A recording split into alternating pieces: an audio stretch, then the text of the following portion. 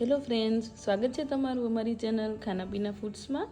તો આજે આપણે બનાવીશું કેરીની એકદમ નવી રેસીપી, જે બનાવવી એકદમ સહેલી છે। તો ચાલો હવે આપણે તેને બનાવવાનું ચાલુ કરીએ।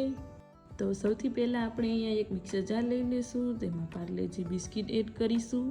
તમે અહીંયા કોઈ પણ બિસ્કિટ લઈ શકો છો અને તેને આપણે એકદમ સારી રીતે પીસી લેશું। ત્યાર પછી એ ક્રશ કરેલા બિસ્કિટને આપણે આ રીતે એક મોલ્ડમાં એડ કરી દઈશું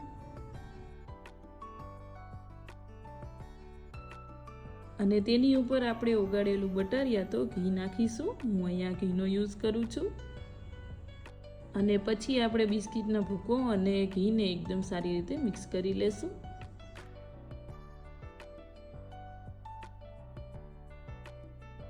ઘી અને બિસ્કિટનો ભૂકો મિક્સ થઈ જાય ત્યાર પછી આપણે તેને આ રીતે બાઉલના સરફેસ ઉપર એકદમ સરખી રીતે સ્પ્રેડ કરી દઈશું। બધી બાજુથી ઇવન રહે એ રીતે આપણે તેને સ્પ્રેડ કરી લેશું। તમે જોઈ શકો છો મેં આ રીતે તેને સેટ કરી લીધું છે। હવે આપણે તેને સાઈડમાં મૂકી દઈશું અને ફરી આપણે એ મિક્સર જાર લઈને તેમાં કેરી એડ કરીશું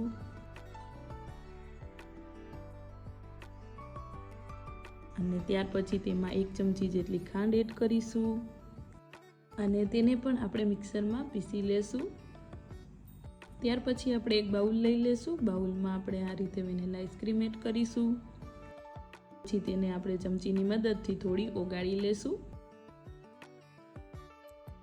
આઈસ્ક્રીમને આપણે આ રીતે થોડી ઓગાળી લેશું, જેથી કરીને કેરી અને આઈસ્ક્રીમ એકદમ સારી રીતે મિક્સ થઈ જાય। આ રીતે આઈસ્ક્રીમ ઓગળી જાય એટલે આપણે તેમાં કેરીનો પલ્પ એડ કરી દઈશું। આપણે અહીંયા બધો જ પલ્પ નથી નાખવાનો, થોડો પલ્પ આપણે 2 થી 3 ચમચી જેટલો રાખીશું તેમાં ઉપરથી એડ કરવા માટે। હવે આપણે આઈસ્ક્રીમ અને કેરીના પલ્પને એકદમ મસ્ત રીતે મિક્સ કરી લેશું। જોઈ શકો છો કેરી અને આઈસ્ક્રીમ એકદમ મસ્ત રીતે મિક્સ થઈ ગઈ છે। તો હવે આપણે તેને બિસ્કિટવાળા બાઉલમાં એડ કરીશું।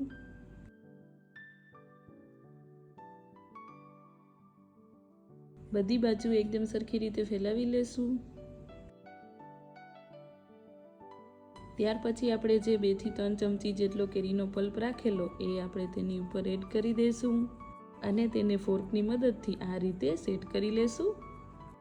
હવે આપણે તેને ફ્રીજમાં 4 થી 5 કલાક સુધી સેટ થવા માટે મૂકી દઈશું।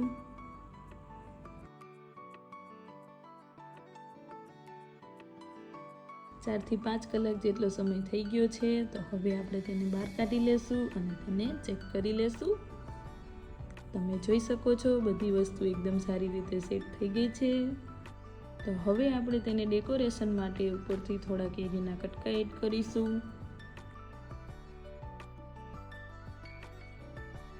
અને થોડા ડ્રાય ફ્રૂટ્સ એડ કરીશું।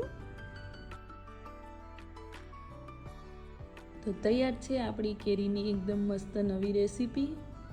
તમે જોયું ને બનાવવું કેટલું સરળ છે। તો તમે આ કેરીની સિઝનમાં મારી આ રેસીપી એક વખત જરૂરથી ટ્રાય કરજો અને આપણે તેને પ્લેટમાં કાઢી લેશું। આગળ તમે હવે કઈ રેસીપી જોવા માંગો છો એ મને કોમેન્ટ કરીને જરૂરથી જણાવજો। જો તમને મારી આ રેસીપી ગમી હોય તો વિડીયોને લાઇક, શેર અને ચેનલને સબસ્ક્રાઈબ જરૂરથી કરજો।